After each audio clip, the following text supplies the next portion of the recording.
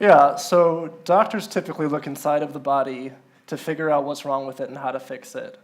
What's always interested me is that it's not the stuff inside of your body that actually makes you sick. It's the stuff out here. It's the gases, the bacteria, the viruses, the stressful relationships that really make us sick. And genetic disorders aren't even really disorders so much as they are mismatches between the behavior caused by the disorder and the environment in which the person with the disorder functions. So it makes sense then to really look at the environment around us to figure out what more we can get out of it. Instead of looking at the body as something that is harmed by the environment, we can look at it as something that's just mismatched. So there are no bad genes. That's a misconception. There are only bad gene-environment interactions. So how do we begin to do this? Here are a few of my ideas on how to create architectural medicine. To start, human organs are now being grown outside of the body from stem cells, and adult stem cells can be found in bone marrow, muscle, fat in all of us. And scientists have been able to genetically modify these adult stem cells to make them behave like embryonic stem cells. And embryonic stem cells can grow into any organ that we want in the body. There's no specificity with that. The only specificity comes from the environment in which you grow the stem cells. So looking at the scale of buildings interacting with their environment, I want to grow these organs, these things that we can grow in cell cultures, to the size of buildings and make people live in them. The reason for doing this would be that organs in your body perform specific functions. They're in charge of sustaining the body's structure and maintaining its health. If we can scale those functions up to the level of the environment, who's to say what amount of benefit that can get us in preventing diseases, in remediating diseases, mitigating between disease processes? So starting at the scale of environment and buildings interacting with the surrounding environment, growing buildings from stem cells is itself a sustainable idea because you're not taking resources out of the earth to grow these buildings. Additionally, organoid buildings can do any number of things that the body does on its own without input from the environment. So your brain actually generates and propagates electrical signals and chemical signals throughout the body to tell it what to do. It does this by moving ions, which are just charged particles, through axons and dendrites, which are like the telephone wires of the brain. And it does this without really any other energy input other than the food that you eat. It breaks down the food that you eat, it gets it from fat stores, and then the oxygen takes it up to the brain, and that's its energy source. So who's to say that we can't grow a giant piece of brain, make it habitable, and have that generate all of the electricity for the house and send chemical signals to different things to prompt different events in the house? We're actually not too far off from doing this. A bunch of different labs in Europe have actually been able to grow small cortical slices in cell culture, and they call these cerebral organoids. They've gotten cell differentiation. They've been able to grow axons and dendrites. If we can grow small ones, we can grow big ones.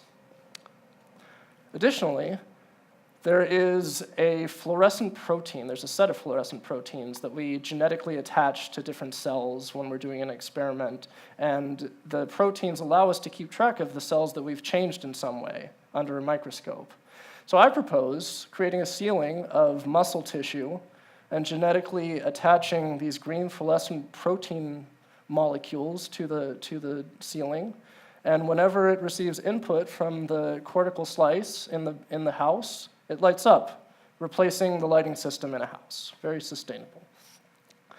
Additionally, waste is a big problem in buildings, and it's an even bigger one out in the environment. So instead of sending our waste to landfills, where it messes things up exponentially in different areas of the world, and often not in the US, but why can't we use a system similar to our own, where we use digestive enzymes? We grow a digestive system that's habitable as a house. We use a system like a cow uses. So cows have 4 stomachs, and that allows them to digest things that we as humans can't digest, things like grass.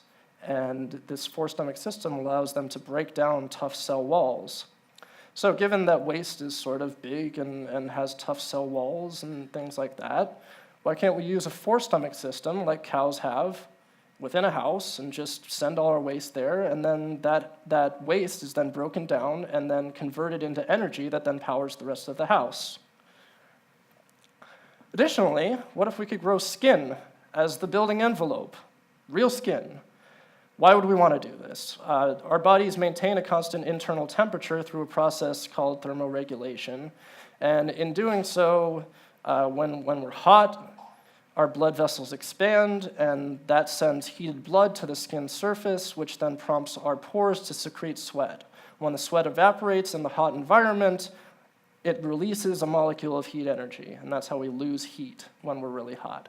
Conversely, when we're cold, our blood vessels constrict to prevent losing heat through our pores. If we can grow skin on the outside of buildings, we can create buildings that autonomously thermoregulate without the need of air conditioning or heating. Pushing this idea one step further, elephant skin elephants are able to direct blood to small patches of their skin in very specific areas, and these small patches release, a clump of heat. Instead of sending it to all of our pores everywhere, elephants can direct the heated blood to specific patches scattered around their body, and really specifically and very exactly regulate their internal temperature without losing a lot of energy. And it's that without losing a lot of energy part that's really important. So what would a building look like with elephant skin that was grown from stem cells? It might look something like that. Heat would be secreted through the skin, and when it's cold, the skin would constrict, and blood vessels carrying fluids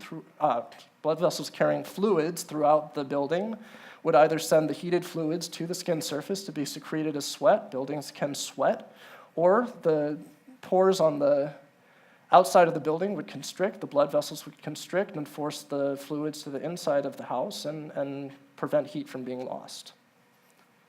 Autonomous thermoregulation. So what really interests me, more than anything in this proposition, is the ability of buildings to impact human health, specifically diseases and disorders. What if we could grow a building that has its own immune system? If we can grow organs and cell cultures, we can definitely grow specific cell types to be the exteriors and interiors of buildings. What does the immune system do? It recruits cells that seek out and destroy intruders. It creates antibodies that are specific to bacteria and viruses that can potentially harm us. And whenever we have inflammation, it serves to mitigate that. It serves to dim down inflammation. I see in the future us being able to inject our buildings with the flu vaccine. What if our building could prevent communicable diseases like Ebola by creating really big antibodies for it? So that's what that might look like. So the second proposition I have in creating architectural medicine is realizing this idea of biofeedback that was really popular in psychology in the 1980s and 90s. And it's the idea that by making someone aware of these automatic processes that go on in your body that you're not really aware of, but are the precursors to stress and compulsive behavior, things like breathing, things like heart rate, sweating, raising your eyebrows, things you're not aware of, but that are the physiological responses to stress. By making someone aware of this, he or she then gains control over their responses to stress before they manifest as higher level cognition. So our automatic processes are really based on rhythm. By visually and audibly changing the rhythm of what's around us in the surrounding environment, our autonomic processes tend to adjust to that external rhythm. So how would you do this in a building? I propose growing a giant set of heart and lungs that are habitable, 2 lung rooms and then a heart room in the center, that are able to be, the rhythms of which are able to be modulated by the user's own physiology. By using wearable biosensors, the building can detect when the user is engaging in compulsive behavior or engaging in stressful behavior, a stress response. And it can adjust its rhythms at which the lungs breathe and the heart beats accordingly. And to test this out, when you get home, just get a friend of yours to stand right next to you and breathe really slowly and deeply right next to you, and at the same time, try to breathe really quickly and shallowly. My guess is that it'll be really hard to maintain the faster breathing rate. That's how that might look. So importantly, these things can be done right now. We have the technology to do all of this right now. We can 3D print houses. Organoids are being grown in cell cultures outside of the body. Organoids are even grown on 3D printed scaffolding. And there's a company in China that can 3D print 10 houses in one day. So imagine being able to create a medicine that's able to be disseminated to people as their living quarters, as their environment, 10 per day. That's a really pervasive, a really sustainable model of medicine, because you engage with your environment every day, with every system in your body. And habituating physiological and behavioral responses to different things in the environment is a really good way to prevent the physiological impacts of diseases and disorders. So importantly, if the world were perfect at any moment in time, there would be no need to ask, what if we could do things better? And because of this constant imperfection, because of the fact that things can constantly be done better and more effectively, more creatively, it's really a great thing that we've all come here today to ask, what if things were different? What if we could do things in a different way that's more effective? Thank you very much.